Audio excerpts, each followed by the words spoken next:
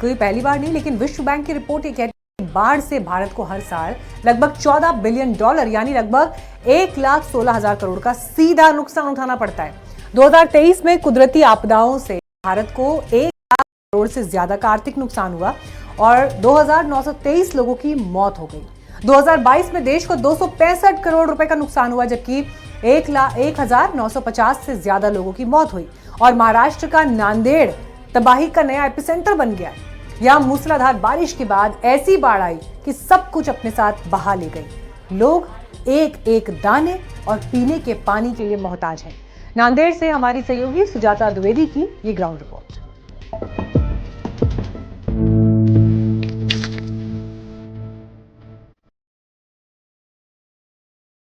ये तस्वीरें हैं मूसलाधार बारिश के बाद आए सैलाब से मची तबाही की।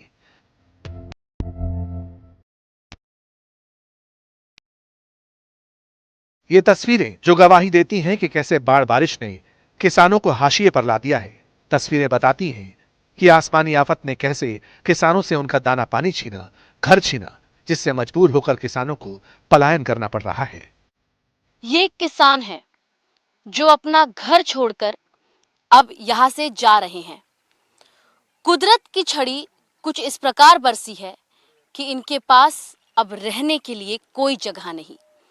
हम इस समय मौजूद हैं मुखेड़ तहसील तालुका में और यहाँ पर इस गांव का नाम है रावण गांव। लगभग 250 लोग इस गांव में रहते थे, लेकिन एकाएक बारिश इतनी ज्यादा हुई कि इनके घर पानी में बह गए और अब इनके पास कोई चारा नहीं, लेकिन सिर्फ यहाँ से निकलना पड़ा।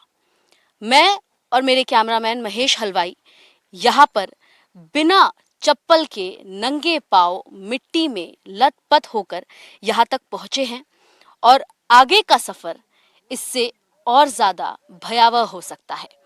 किन हालात में आखिर यहाँ के लोग रह रहे हैं, जहाँ पर ज्यादातर यहाँ के लोग किसान हैं और इनके फसल का हाल आपके समक्ष है। ना तो इनके खेत बचे और ना ही इन खेतों में इतने महीनों से जो ये मेहनत कर रहे थे फसल उगाने के लिए, वो फसल बचे हैं। अब इनके पास बस एकमात्र उपाय यही है कि ये जैसे तैसे अपनी जान बचाए। एनडीटीवी की टीम जब महाराष्ट्र के प्रभावित इलाकों में पहुंची तो एक तरफ बर्बादी की तस्वीरें थीं, तो दूसरी तरफ वो मंजर जिसे देखकर हर कोई सहम जाएगा। हालात ये हैं कि घायलों को अस्पताल ले जाने के लिए भी रास्ता नहीं बचा।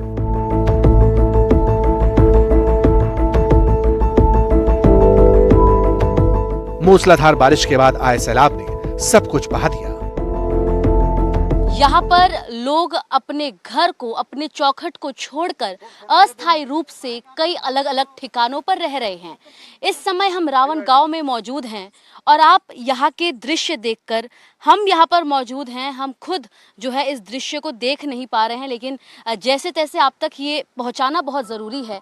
यहाँ पर ये महिला है, इस महिला का जो पैर है वो पूरे तरीके से जो है खराब हो चुका है और इसे अब अस्पताल ले जाया जा रहा है। बहुत दर्द में है। इस समय क्या नाम है इनका? इसी गांव की हैं? क्या हुआ है आपको पैर में? पाय कट गया सो जी, अभी क्या नहीं बोल नहीं सकती मैडम।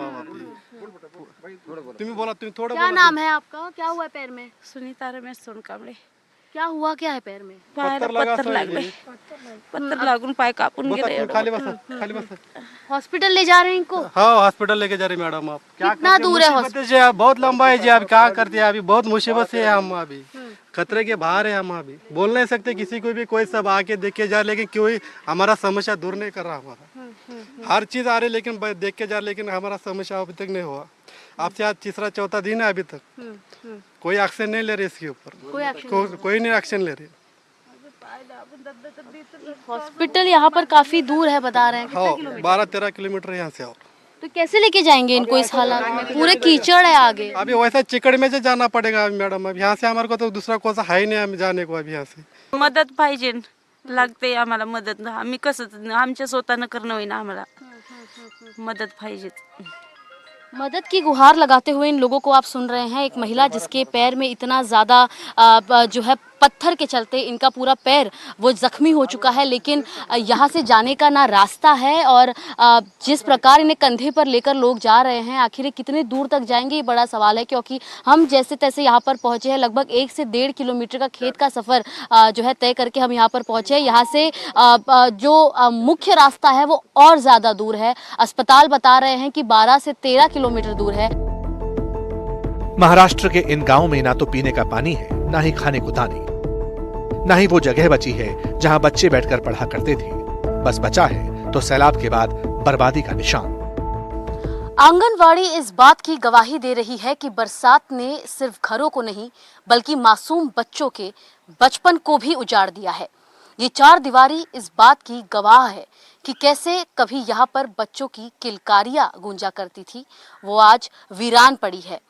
इसी इमारत के भरोसे जो है इस गांव के उज्जवल भविष्य को सहारा मिलता, लेकिन आज ये पूरी तरह कीचड़ में लथपथ खड़ी है, जहां ना तो छात्र है और ना ही उन्हें पढ़ाने के लिए शिक्षक। क्योंकि यदि कोई इस आंगनवाड़ी में आना भी चाहे, लेकिन बरसात ने जिस प्रकार की बर्बादी लाई है, जिसके चलते अब यहाँ पर कभी कोई छात्र नहीं पढ़ सकेगा।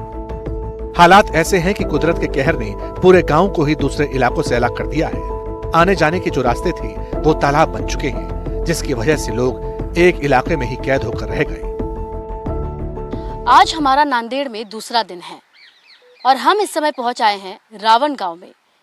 ये मुखेड़ तहसील तालुका में प्रभावित एकमात्र सबसे बड़ा और सबसे प्रभावित क्षेत्रों में से एक है। यहाँ पर अगर आप देखें तो हम ये गांव के मुख्य जो भाग है उसमें खड़े हैं और जो आप अपने सामने देख रहे हैं वो रास्ता है। ये एकमात्र रास्ता है जो इस गांव की ओर लाता है, लेकिन अब ये पूरे तरीके से पानी में और नदी में तब्दील हो चुका है। लोगों का कहना है कि यहाँ पर अब इनके पास इस गांव में आने का कोई रास्ता नहीं बचा है। अब हम परेशान है, दूसरी जगह जाके खाएंगे क्या, रहेंगे क्या? अब हमारा कुछ बंदोबस्त नहीं है, क्या नहीं है। हम अब इतने बड़े गांव में रह रहे हैं, 2 तरफ से नदियां आने वाले हैं। अब क्या करेंगे मैडम? अब सब लोग आते हैं, जरा खाना देते हैं, वो भी टाइम पे देते नहीं, कोई देते नहीं। हम भूखे पैसे लोग करके खाने वाले हैं हम लोग। हमारे को 40 किलोमीटर पुनर्वसन दंबा दिया वाला है, वहाँ तक लेके जाने का सब सामान हमारा जो मांगने जो देना है वो नहीं दिएगा जब तक हम यहीं रहने वाले हैं, यहीं मरने वाले हैं। आप गांव से जा क्यों रहे हो? पानी घुस गया गाँव में, पूरा पसरा चले गया, कुछ भी नहीं रहा, तो पूरा उगड़ हो गया। चिक्कड़ में जाना पड़ रहा पार पहाड़ को रखने को, शेड तक कुछ भी नहीं, वहाँ नहीं, पानी है सब तरफ। तस्वीरें बताती हैं कि मूसलाधार बारिश लोगों पर आफत बनकर बरसी है। उम्मीद है कुदरत के इस क्रोध से इंसान को जल्द राहत मिलेगी। Bureau report, NDTV India. मैदान के बाद आइए रुख करते हैं पहाड़ का। हिमाचल प्रदेश के कुल्लू में लगातार दूसरे दिन बादल फटा, जिसके बाद आए सैलाब ने लोगों की धड़कनें बढ़ा दी। तेज बहाव के साथ आए पानी में कई घरों की दीवारें टूट गईं, गाड़ियां बह गईं। लोग रात के वक्त भी डर के साए में हैं। सवाल यह है कि आखिर बार बार बादल फटने की ये घटनाएं क्यों हो रही हैं और क्या इसके पीछे महाप्रलय की कोई चेतावनी है?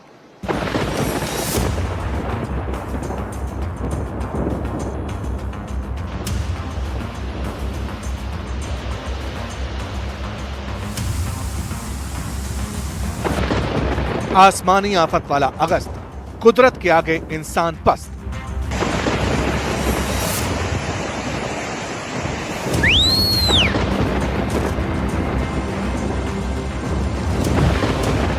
बादलों की दहाड़ से हाहाकार, आफत मूसलाधार।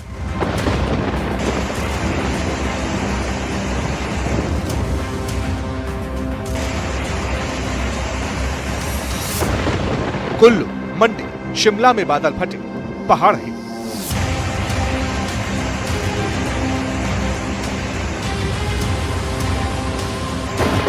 इसे बादल फाड़ क्रोध कहें या कुदरत का प्रतिशोध।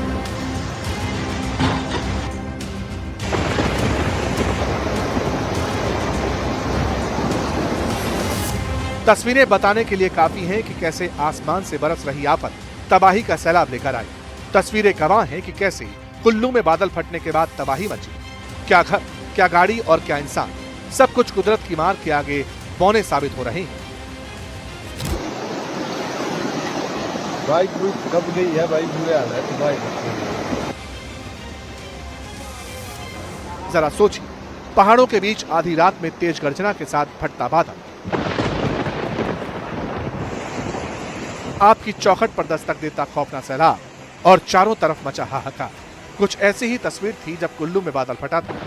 तेज बहाव के साथ बहते पानी का शोर कुछ इस तरह गूंज रहा था कि दूर दूर तक कुछ और सुनाई नहीं दे रहा था।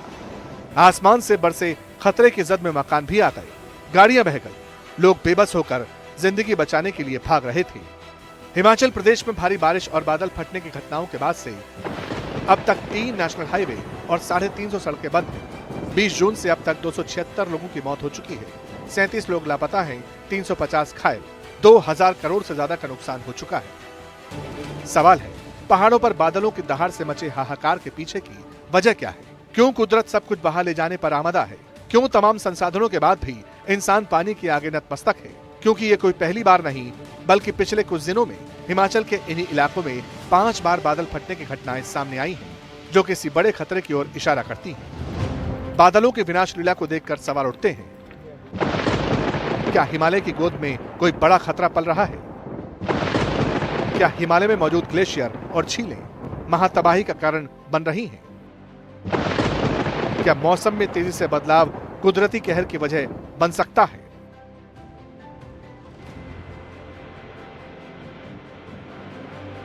क्योंकि पहाड़ों पर तबाही का कारण बन रहे बादल बम को देखकर हर कोई हैरान है। मकान, दुकान और होटलों के साथ अब तबाही झेल रहे इंसानों का भी हौसला डगमगा रहा है। लोग सवाल पूछते हैं, आखिर कुदरत के इस कहर के पीछे की असली वजह क्या है? इन्हीं सवालों के जवाब तलाशने के लिए हमारी टीम एक्सपर्ट्स के पास पहुंची। Wadia institute of Himalayan geology के पूर्व वैज्ञानिक डॉक्टर डीपी डोवाल ने जो बताया वो तो और चौंकाने वाला था। डोवाल के मुताबिक लगातार धरती का तापमान बढ़ रहा है, जिससे मौसमी चक्र बदल गया है। जहां बर्फ पड़ती थी, ग्लेशियर्स थे, वहां अब बारिश हो रही है। इसके चलते ग्लेशियर का मलबा यानी मोरेन, इसमें बड़े बड़े बोल्डर और रेत का मटेरियल होता है, वो निचले इलाकों तक पहुंच रहा है। हमें ये लगा कि कहीं वो जो मोरन है उसमें आइस भी होती है, तो बारिश हुआ, ऊपर से मेल्टिंग भी बहुत ज़्यादा हो रही है, बारिश से भी ग्लेशियर ज़्यादा पिघल